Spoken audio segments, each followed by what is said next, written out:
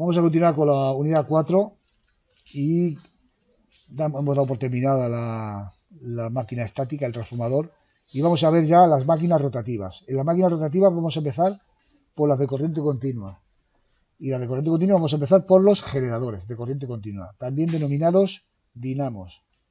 Para ver cómo funciona un generador de corriente continua, tengo aquí una animación que vamos a ver ahora. En principio, una máquina de corriente continua, ya sea dinamo o motor, tiene la misma composición. Está compuesto por un circuito inductor, que es el que genera el campo magnético principal. Este normalmente puede ser o bien un imán permanente, como en esta animación que estáis viendo ahí, o puede ser un bobinado que genera ese campo magnético en un núcleo. Tanto da una cosa como otra. Aquí en esta animación vemos que es un imán permanente, pero en una máquina de cierta potencia ya no son imanes permanentes, ya son un bobinado inductor, que se denomina así, el bobinado inductor o circuito inductor. ¿Por qué circuito inductor? Porque es el que induce el campo magnético que provoca el funcionamiento de la máquina electromagnética. Y luego hay otro circuito eléctrico que se denomina circuito inducido. Uno es el inductor y otro es el inducido. El inducido es el que recibe los efectos de ese campo magnético. Y es el que rota, el que da vueltas, el que no es estático. Digamos que está en la parte rotativa, que se denomina rotor. En la máquina de corriente continua, por lo tanto, el inductor está en el estator, porque es fija, genera el campo magnético, y el inducido está en el rotor. Inducido porque recibe los efectos del campo magnético, es inducido por el campo magnético, y está en el rotor porque es la parte rotativa de la máquina, es una máquina rotativa. El inductor genera un campo magnético cuyas líneas de fuerza cortan el inducido cuando lo hacemos girar. Entonces, cuando lo hacemos girar, al cortar esa línea de fuerza del inducido, se produce en este una fuerza electromotriz o tensión eléctrica, que genera una corriente eléctrica. Esto ya lo vimos con el principio de la fuerza electromotriz inducida al principio de la unidad de trabajo. Sigue la regla de la mano derecha. Recordad la regla de la mano derecha. Sobre la palma llueve el campo magnético. Los 4 dedos principales señalan la dirección de la corriente y el dedo gordo señala el movimiento, el dedo gordo, el dedo pulgar, ¿vale? Señala el movimiento. Entonces, si nosotros fijamos ahí en esa animación, esa espira que está dando vueltas, eso se mueve gracias a una turbina. Se mueve ese rotor. Entonces podemos ver cómo esa espira tiene dos lados de bobina. Entonces, según esté el lado de bobina cortando por la parte superior o cortando por la parte inferior, como el movimiento es giratorio, en la parte superior se mueve, si miramos de frente, se mueve de derecha a izquierda, y la parte inferior se mueve de izquierda a derecha. ¿Sí? Tenemos que señalar el pulgar en la parte superior así, vamos moviendo, indicándolo hacia la izquierda, y por eso en la parte superior, el lado de bobina que hay en la parte superior, fijaros bien cómo la corriente viene en la dirección que me darían los dedos, hacia adelante, y en la parte inferior, como el movimiento va hacia la derecha, pues cambia la corriente. Entonces, en cada lado de la bobina, la corriente va en sentido inverso, lógicamente. Así la corriente digamos que da una vuelta. Esta corriente, para que siempre salga, veis aquí la salida de corriente es este cable que hay aquí por encima para lo que sería el positivo, y este cable que hay aquí por debajo para lo que sería el negativo.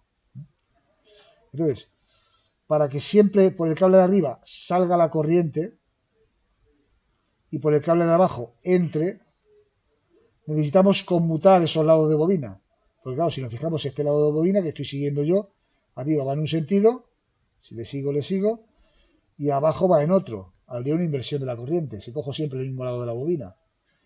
Entonces, para eso lo que lleva el sistema es una especie de conmutador o interruptor que conmuta la salida, el cable de salida que es fijo, o bien con un lado de bobina, o bien con el otro. En cualquier caso, este cable que sale por aquí arriba siempre conecta con el lado de bobina que está arriba. Y este siempre conecta con el lado de bobina que está abajo. Conclusión, la corriente siempre circula saliendo por el cable de arriba y entrando por el cable de abajo. Por lo tanto, podemos decir que aquí hay un positivo y aquí hay un negativo, que es el fundamento de la máquina de corriente continua. La forma de tensión de salida es la que veis aquí.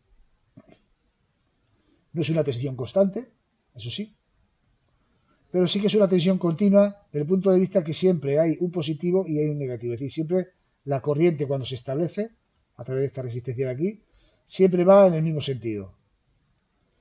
Entonces sabemos que la corriente continua se caracteriza por eso, porque siempre circula la corriente en el mismo sentido, y la corriente alterna se caracteriza porque la corriente circula alternativamente por uno y otro lado. Fijaros bien en esta misma animación, que si yo no pongo este conmutador que veis aquí, este conmutador relativo que veis aquí, esta ruedecita que al final es un conmutador, y cada lado de bobina lo saco siempre por el mismo cable, mediante unos anillos, ¿veis aquí? Este lado de bobina que ahora está abajo y luego está arriba, saldría por este anillo de aquí. Y el otro saldría por el de adelante. Cada lado de bobina siempre sale por el mismo anillo. Entonces, en ese caso, daros cuenta que cuando el lado de bobina este está arriba, la corriente entra. Y cuando está abajo, la corriente sale. Nos fijamos en la animación. Por lo tanto, en una máquina de estas características, vamos a tener que una vez circula la corriente en un sentido, por la resistencia, y otra vez circula en sentido contrario. Tenemos un generador de corriente alterna, un alternador, o el principio del alternador que lo veremos en su momento, pero vamos, ya lo adelanto. Y la diferencia entre la máquina de continua y alterna, la máquina elemental o el generador elemental de continua y alterna, es simplemente este conmutador de aquí. Que no tenga conmutador o que tenga conmutador. ¿Vale? Sin conmutador, pues los cables de salida, una vez la corriente sale por la y otra vez entra. Con el conmutador, como este cable de aquí arriba siempre está conectado con el lado bobina que está en la parte superior, aquí cuando haya corriente siempre será de salida. ¿Entendéis esto? Esa es la única diferencia entre una máquina de corriente continua, como veis aquí, y una máquina de corriente alterna. Fijaros la máquina de corriente alterna como efectivamente la tensión una vez tiene una polaridad y otra vez tiene la contraria. Aquí sería tensión negativa y aquí sería tensión positiva, ¿no? Considerando, tomando como referencia este conductor de aquí, ¿no? Ahí va negativo porque entra y ahí va positivo porque sale. ¿De acuerdo? Por lo tanto, esto sería una máquina de corriente continua. Y este conmutador rotativo que veis ahí recibe un nombre. El nombre de conmutador rotativo es el nombre de colector. ¿Vale?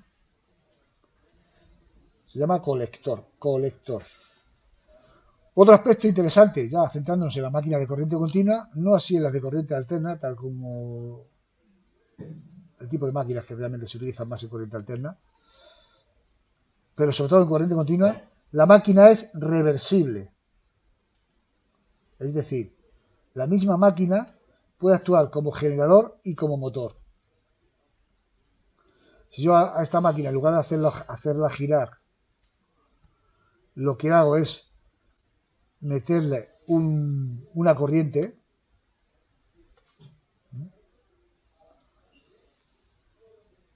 no está representado en esta animación, pero vamos, imaginaos que aquí lo que hago es meterle una corriente, se produce un movimiento también en el mismo sentido, por la regla de la mano izquierda en este caso.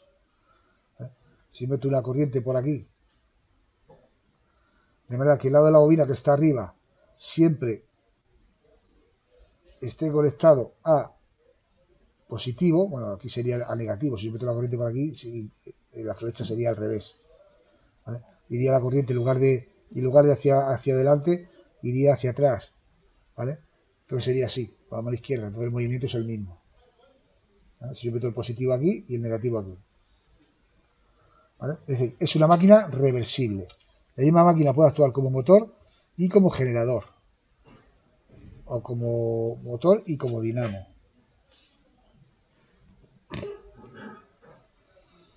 Tipos de generadores de corriente continua según el tipo de inductor o el tipo de excitación.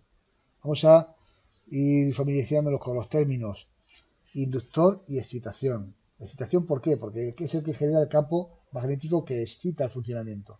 El campo de excitación se lo llama también. La excitación es el fenómeno de generar el campo magnético inductor. Bueno, pues según los generadores, hay varios tipos.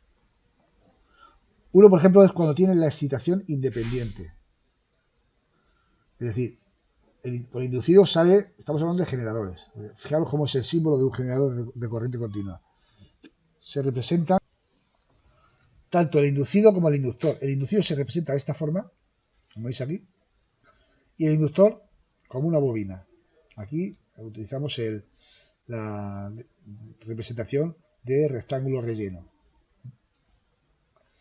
Bueno, pues el inducido se representa de esta forma, fijaros bien, un círculo indicando las escobillas y con una G de generador y la línea de continua.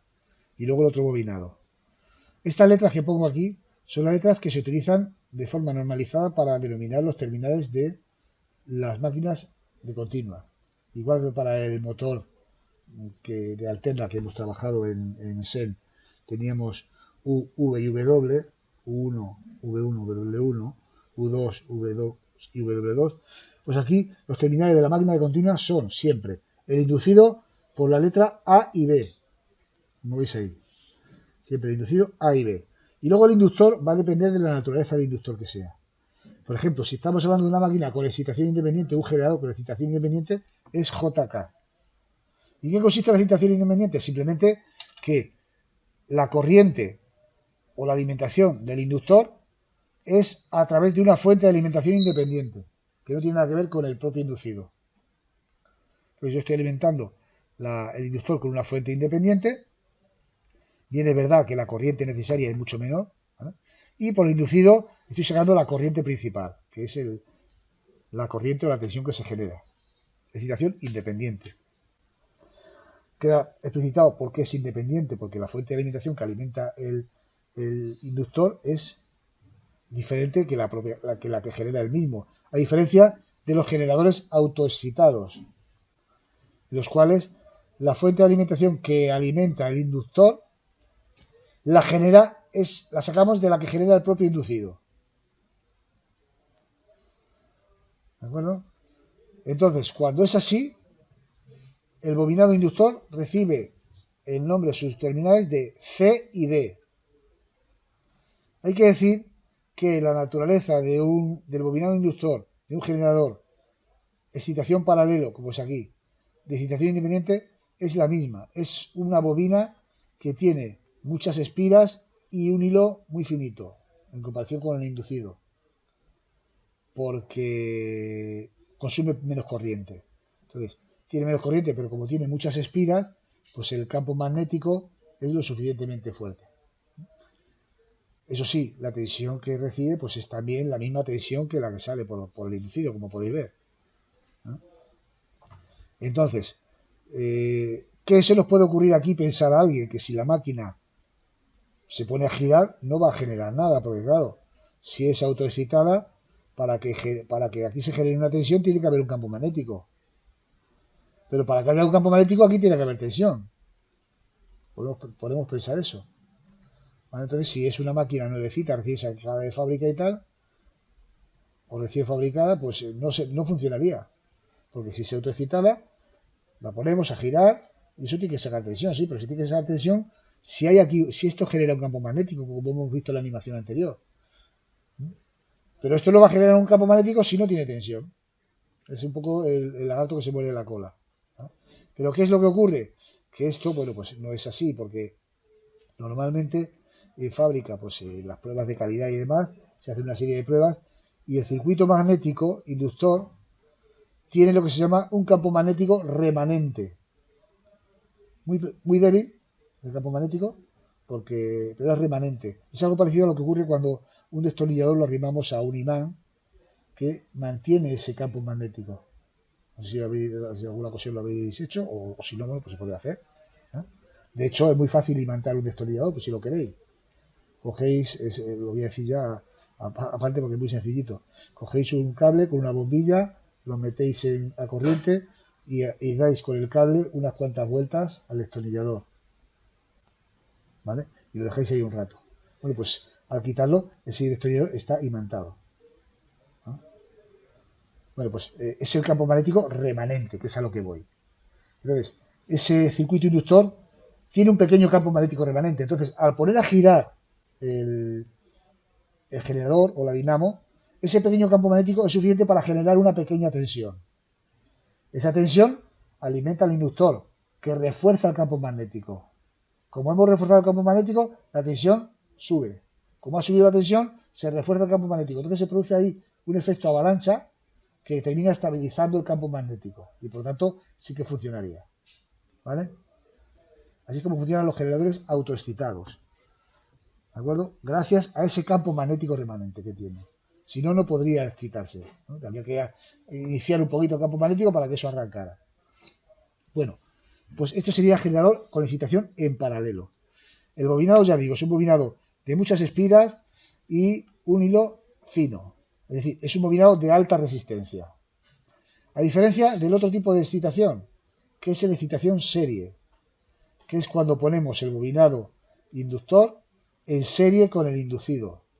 Entonces este se alimenta de la tensión que genera el inducido, pero más que en función de la tensión que genera el inducido, va en función de la corriente que genera el inducido. Es decir, aquí en este caso podríamos decir que para que este generador alcanzara la tensión de régimen, tendría que estar en circuito cerrado, porque si no, no generaría, solamente generaría la pequeña tensión del campo magnético remanente. Entonces, si está el circuito cerrado, entonces sí pasa corriente por el inductor y el inductor ya sí que va aumentando ese campo magnético. ¿De acuerdo? Es menos estable este tipo de generador porque dependerá la tensión de salida del alternador, o sea, del generador, de la dinamo, depende de la velocidad, pero también depende del campo magnético. Entonces, si hay poca corriente, el campo magnético será débil. Si hay mucha corriente, el campo magnético será fuerte. Es un poco la característica de la naturaleza de la máquina serie. En este caso, el bobinado serie, que se denomina con las letras E y F, tiene la característica de que es un bobinado con hilo grueso, porque por ahí va a pasar la corriente principal, al estar en serie, y de pocas espiras, porque como tiene mucha corriente, no hace falta que tenga muchas espiras para generar un campo magnético potente, ¿vale? Entonces es un bobinado serie. Tiene la misma naturaleza que, por ejemplo, que podemos comparar entre un amperímetro y un voltímetro. Sabéis que el amperímetro tiene que tener una resistencia pequeña y el voltímetro tiene que tener una resistencia grande. Pues aquí ocurre un poco lo mismo. El bobinado serie tiene que tener una resistencia pequeña y el bobinado paralelo debe de tener una resistencia grande. Las características de funcionamiento de uno y otro pues son esas. Por ejemplo, en el paralelo, la estabilidad de la tensión no depende de la corriente. Es decir, el generador va a dar prácticamente la misma tensión si está en vacío como si está en carga. ¿De acuerdo? El serie no. En este caso, el bobinado serie no. Por contra, el bobinado serie reacciona mejor, digamos, ante las variaciones de corriente, ¿no?, para regenerar. Es decir, si hay un aumento de corriente que tiende la tensión a caer al haber un aumento de corriente, ese aumento de corriente aumenta el campo magnético y entonces se genera una tensión mayor. Es decir, ante una reacción de reducir la tensión, el generador reacciona en el sentido de aumentar esa tensión. Bien, pues uno y otro, las ventajas de uno y otro se pueden combinar y de ahí salen las otras dos conexiones que hay. Las conexiones mixtas o compuestas, o denominadas en la terminología de máquina conexión compound, ¿no? Une las propiedades de la conexión de excitación serie y de excitación paralelo. Es decir, una máquina compound tiene un bobinado de excitación paralelo y un bobinado de excitación serie. Y se conectan pues, de forma mixta. Siempre en serie se conectará en serie y el paralelo se conectará en paralelo. Pero existe la forma de ponerlo, la compound corta, en el cual el bobinado paralelo se conecta solo en paralelo con el inducido, o la compound larga, en el cual el paralelo se conecta en paralelo con todo, con el grupo serie, inducido y bobinado serie. ¿Vale? Son los 4 tipos de máquinas, 5 tipos de máquinas generadoras que se dan. Decir que no se utilizan mucho las máquinas de corriente continua, tanto en generadores como en motores, pero hubo una época en la que sí que se utilizaban bastante. ¿Vale? Sobre todo en el sistema de tracción eléctrica, metros, trenes y tal, se utilizaba mucho la máquina de corriente continua. Entonces, bueno, pues tiene esas propiedades. Los motores pues son semejantes a los generadores porque ya digo que son reversibles en este caso. Generadores de corriente alterna. Los alternadores. Los dinamos son generadores de corriente continua, los alternadores son generadores de corriente alterna. Y ya he avanzado un poco antes lo que es. Tiene también un inducido y un inductor. Tiene los mismos elementos que la de corriente continua, pero en este caso lo que cambia es el conmutador, que es lo que hemos visto antes. ¿Vale? Que queda explicado con lo de anteriormente. Ahora mismo, cada lado de bobina siempre sale por el mismo conductor. Entonces, el lado de bobina, cuando está arriba, la corriente va en un sentido y cuando está abajo, la corriente va en otro sentido. Por lo tanto, a la salida vamos a tener una corriente alterna. Corriente alterna que, por cierto, al aumentar la velocidad, ¿veis? Aumenta tanto la frecuencia como la tensión. ¿Veis la figura de aquí arriba? ¿Vale? Cuanto más estrecha se hace la curva, la frecuencia es mayor. Y al mismo tiempo también baja la tensión. Si aumenta la velocidad, ¿vale? O sea, si aumenta la velocidad, aumenta la tensión y la frecuencia, lógicamente. Ya hablaremos de los conceptos tensión y frecuencia más detenidamente, sobre todo con los motores.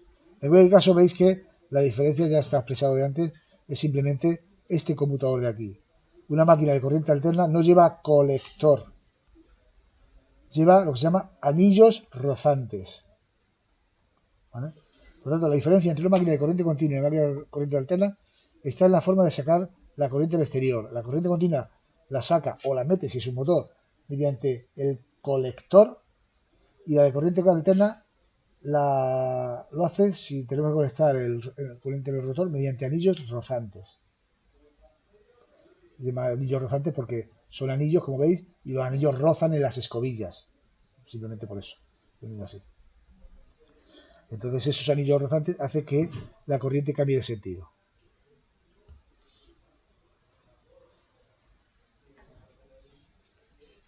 Ocurre que los alternadores sí que se utilizan mucho. Muchísimo. Y además para las grandes potencias. Realmente lo que sale de una central eléctrica sale de un alternador. Y imaginaros que una central eléctrica, la potencia que puede tener. No solamente en esa central eléctrica, sino también en los grupos de electrógenos que se utilizan habitualmente cuando no hay energía eléctrica, pues es un alternador también. No es una máquina de corriente continua, se produce un alternador porque al final ese alternador genera una tensión utilizable pues, por nuestros electrodomésticos y demás, nuestros aparatos de consumo. Entonces, ¿qué problema hay con esta máquina? Pues que claro, la corriente principal sale por el inducido y sale por las escobillas estas. Porque si estamos hablando de máquinas de potencia, de cientos de amperios, por ejemplo, si estamos hablando de miles de amperios, estamos hablando de una central, pues el desgaste de esa corriente en las escobillas es tremendo. ¿Vale? Las escobillas no solamente están rozando, con lo cual eso ya produce un desgaste, sino que se están calentando por la corriente. Entonces el desgaste es muy grande. Por lo tanto, ¿qué es lo que suele ocurrir en los alternadores? Pues que en realidad se invierte todo. El inducido se bobina en el estator, con lo cual ya no hay escobillas, porque el estator no se mueve. ¿Vale? Y el inductor, siempre el inductor consume menos corriente, se ubica en el rotor. ¿Vale? Con lo cual, el inductor se alimenta de corriente eléctrica, efectivamente, a no ser que sea una permanente, pero normalmente se alimenta de corriente eléctrica continua, ¿vale? Pero es una corriente menor, porque la corriente de utilización, la corriente de consumo sale por el inducido.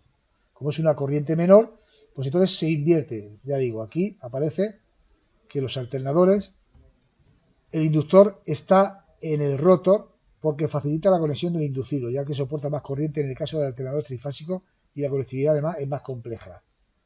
Si es un alternador trifásico, no necesita 2 anillos, si necesita 3 anillos, 3 escobillas. Entonces lo que se hace en los alternadores es lo contrario, ya digo. El que genera el campo magnético es un imán permanente, el inductor, veis como veis en esta figura, y el inducido estaría en el estator. Por lo tanto, la corriente grande, la corriente principal que sale del inducido, no pasa por unas escobillas.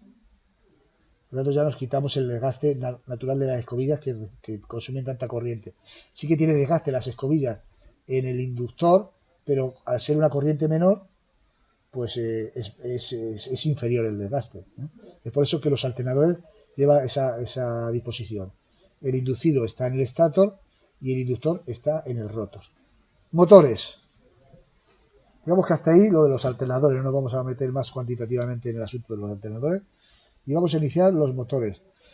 Y los motores vamos a ver primero la perspectiva como convertidor de energía eléctrica. Desde el punto de vista sin descender, de momento, ya lo veremos en otro momento más adelante, a aspectos eléctricos. Simplemente vamos a ver el aspecto energético. El motor eléctrico, al contrario que el generador, aunque es una máquina rotativa igual que este, el flujo de la energía es diferente. El motor eléctrico recibe potencia eléctrica o una energía eléctrica y me aporta potencia mecánica o una energía mecánica, en forma de energía mecánica rotativa. La energía o la potencia eléctrica que recibe el motor, pues es una función, dependiendo si es monofásico, si es trifásico, si es de continuo, si es de alterna, me da igual. Pero es una función de la tensión y la intensidad. Es una función de los voltios y los amperios. ¿Vale? En un motor trifásico pues será raíz cuadrada de 3 por tensión, por intensidad, por coseno de phi. En un motor de corriente continua será tensión por intensidad. En un motor monofásico será tensión por intensidad, por coseno de phi, da igual. Pero que es una función eléctrica de la tensión y la intensidad. Y la potencia o energía mecánica que recibimos es una función de dos cosas, de fuerza y velocidad. Como es una máquina rotativa, la fuerza se considera el par, en lugar de fuerza se considera el par, vamos a ver lo que es el par, y la velocidad, pues consideramos la velocidad angular, la velocidad de giro. Si fuera un motor lineal, sería la velocidad tal cual por la fuerza, o la velocidad y la fuerza. Como es una máquina rotativa, se considera el par. Y también, como es una máquina rotativa, en lugar de velocidad se considera la velocidad angular. ¿Y qué es el par? Bueno, pues es un concepto de física, ¿vale? Al cual no vamos a tampoco eso, pero sí que quiero que entendáis lo que es el par. Porque es un concepto que se da en las máquinas rotativas. Es el concepto de fuerza de las máquinas rotativas. Un par, pues, como su nombre indica, hace referencia a dos cosas. A dos. Un par, sabemos que un par son dos, ¿no? Una pareja, un par, pues son dos. Bueno, pues un par se hace con referencia a un elemento rotativo que tiene un centro, ¿vale? Y un par hace referencia a que tenemos dos fuerzas, una actuando en un sentido y otra actuando en otro sentido. ¿Vale? Si tenemos un punto de giro, se considera solamente la de un sentido, porque el otro, al estar quieto, ¿vale? Pues es como si estuviéramos haciendo su fuerza en sentido contrario. Entonces, el par se produce cuando hay dos fuerzas, una para un lado y otra para otro. Si cogemos cualquier cosa y la movemos, hacemos fuerza por un sitio y otra fuerza para otro, estamos girándola. Si cogemos una cosa y solamente hacemos fuerza en un sentido, la estamos desplazando. Pero si cogemos un cuerpo y hacemos fuerza en un sentido y en sentido contrario, no la desplazamos, la giramos. Y por eso cuando hablamos de giro hablamos de par de fuerza. Y el par de fuerza, bueno, luego lo veremos también, pero tiene que ver con la fuerza tangencial y el radio sobre el que actúa esa fuerza. ¿Vale? Entonces, el par siempre es una constante entre la relación o el producto del radio por la fuerza. Cuanto más grande es el radio, menos fuerza hay para el mismo par. De hecho, cuando nosotros movemos un volante, cuanto más grande es el volante, menos fuerza tenemos que hacer para moverlo. Y cuanto más pequeño, más fuerza hay que hacerlo. Eso es un poco el concepto de par de fuerza. Y la velocidad angular hace referencia a el desplazamiento angular en la unidad de tiempo. Lo mismo que la velocidad lineal hace referencia al desplazamiento lineal en la unidad de tiempo, la velocidad angular hace referencia al desplazamiento angular en la unidad de tiempo. Los ángulos que se desplazan en la unidad de tiempo, ya que no hay un desplazamiento lineal. Son conceptos constantes, porque dice, bueno, un motor tiene una velocidad angular y un par. Sí, dice, pero si yo solo considerara la fuerza, por ejemplo, si yo pongo una polea grande, la fuerza es más pequeña. Si pongo una polea pequeña, la fuerza es más grande. Por eso, para considerar parámetros constantes, en un motor rotativo no se considera la fuerza o la velocidad lineal, porque estos varían con la polea. Cuanto más grande sea la polea, más variará. Ya digo, cuanto más grande es la polea, pues la fuerza será menor. Entonces, se considera el par, que es constante. Y la velocidad, igual. La velocidad, si yo pongo un volante grande o una polea grande, la velocidad tangencial, si consideramos la velocidad tangencial, es muy grande. ¿Vale? Y si yo pongo una polea pequeña, la velocidad tangencial es muy pequeña. Por eso se considera la velocidad angular, que es también constante, el desplazamiento angular. Aquí tenéis estos conceptos que yo os he explicado. La fuerza tangencial multiplicado por el radio es el par. Así el par me va a venir dado en newton multiplicado por metro. Y la velocidad tangencial, que ya digo que es variable en función de la polea que pongamos, pues para considerar un parámetro constante no se considera la velocidad tangencial, sino se considera la velocidad angular. Y la velocidad angular que se utiliza en un motor, más bien la velocidad angular, es la velocidad, se considera la velocidad n en revoluciones por segundo. ¿Vale? Y sería esta. Considerando la velocidad angular en metros por segundo, el diámetro en metros, pues la velocidad sería la velocidad tangencial por 60, por el tema de los minutos, porque un minuto tiene 60 segundos, dividido por pi y por el diámetro. Esto es un sencillo cálculo que estableciendo para llegar a esto, llegaríamos a esa conclusión. Nosotros no vamos a utilizar esta fórmula, simplemente es una cuestión de demostrativa que os presento, para ver por qué en un motor rotativo no se considera fuerza y velocidad a secas, porque no son parámetros constantes en un motor. Los parámetros constantes en un motor son el par y la velocidad.